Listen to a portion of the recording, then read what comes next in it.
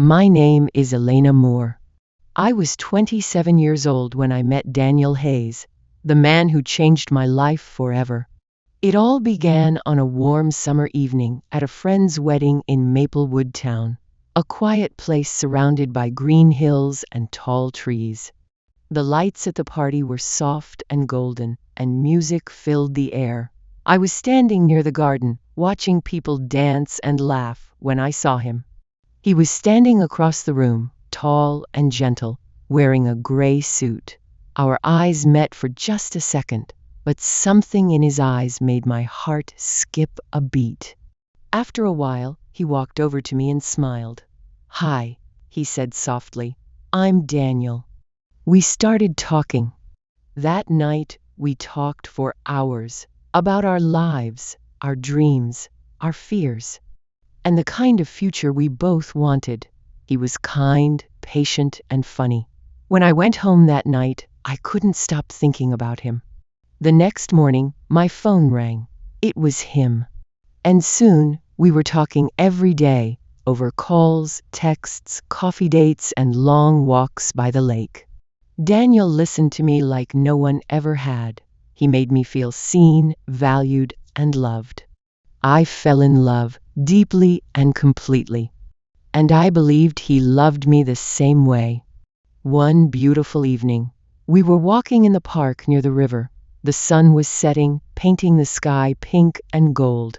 Suddenly, Daniel stopped, took my hand, and looked into my eyes.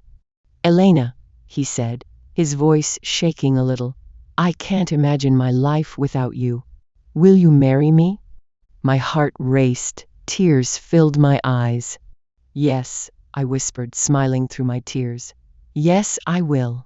He slipped a small silver ring onto my finger. The world around us disappeared. It was just us, standing under the golden sky, dreaming of forever. We had a small wedding with only family and close friends. I wore a white dress with tiny flowers on it. When I said I do, I felt like the happiest woman alive. I thought it would be the perfect life, full of love, laughter, and peace. But life had other plans. After the wedding, everything started to change. Daniel's mother, Margaret, became a part of our life in ways I never expected. She lived nearby, and she came to our house almost every day, often without calling. Sometimes she brought food, but most times she brought her opinions. "Elena, don't cook this way." "Daniel, wear a warm jacket." "Daniel, sleep early." She treated Daniel like a little boy, not like a grown man with a wife. And the painful part? He always listened to her. I felt invisible, like a shadow in my own house. Margaret hardly ever spoke to me directly. When she did, her words were sharp. She often spoke about me, not to me, even when I was in the same room. Slowly, my heart began to ache. The house didn't feel like mine anymore. It felt like hers. One day at lunch, she looked at me with a fake smile and said, "Elena, you're very lucky to be Daniel's wife. Many women wanted to marry him." I stayed quiet. Her words burned inside me, but I didn't want to fight. Soon, Daniel started coming home late. Whenever I asked, he would say, "I was with Mom." I wanted to believe him, but my heart felt empty. I was married, but I felt completely alone. One night, I gathered my courage and said, "Daniel, I feel so lonely. Your mother is always here. You hardly spend time with me. I feel like I've lost my husband." He sighed and said, "Elena, you're overreacting. Mom just wants to help." He didn't understand. He thought I was complaining. That night, I cried quietly on my side of the bed. The next few weeks were filled with fights, tears, and silence. One night, after a terrible argument, I couldn't take it anymore. I decided to leave. When Daniel fell asleep, I packed my bag. But early the next morning, I felt strange, dizzy, weak, and sick to my stomach. I bought a pregnancy test with trembling hands. When I saw the result, my eyes filled with tears. It was positive. I was pregnant. A tiny life was growing inside me, our baby. My heart broke and healed at the same time. Maybe this baby would change everything. Maybe Daniel would see me again. Maybe Margaret would stay away. I decided not to leave. Not yet. This baby gave me one last hope. That evening, I cleaned the house, cooked Daniel's favorite meal, baked chicken and rice, and lit candles. The room looked warm and romantic.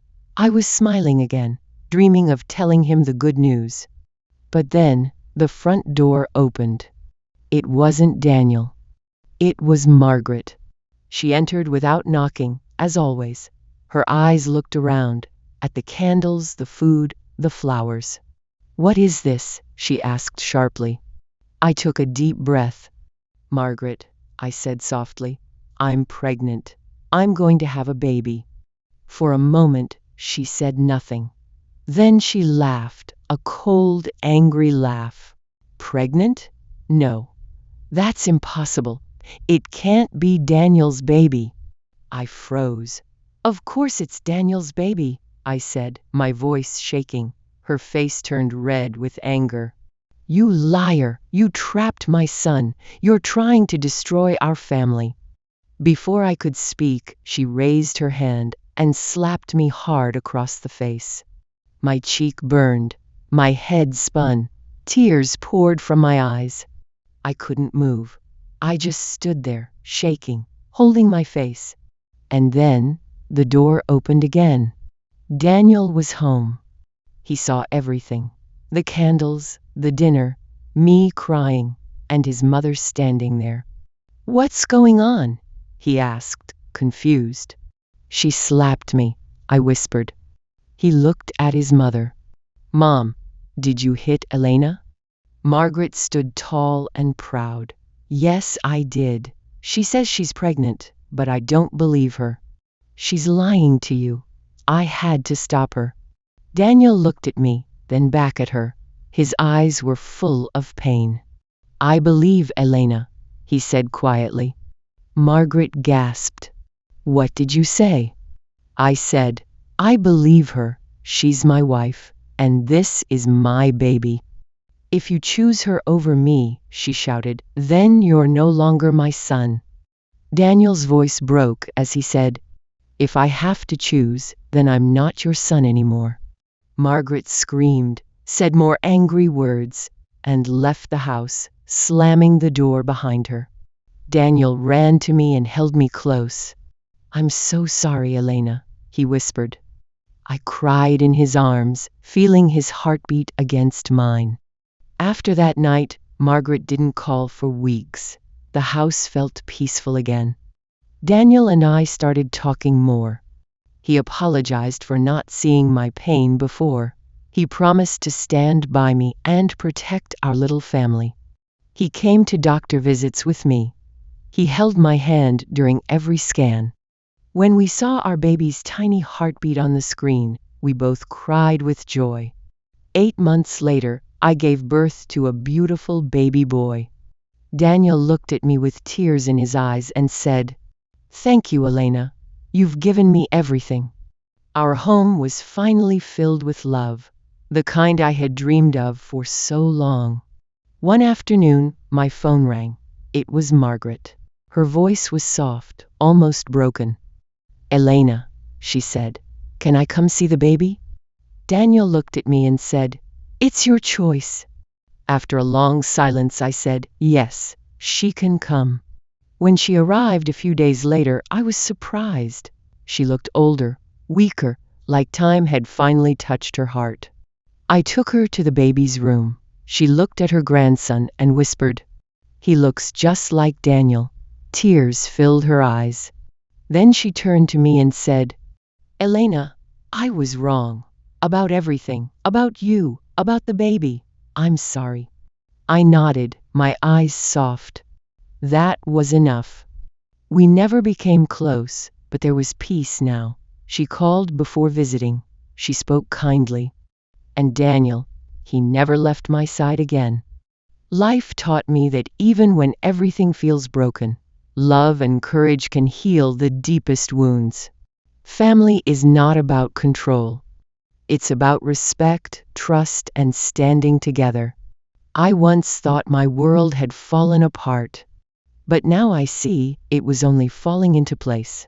Because sometimes the hardest storms bring us the most beautiful sunrises.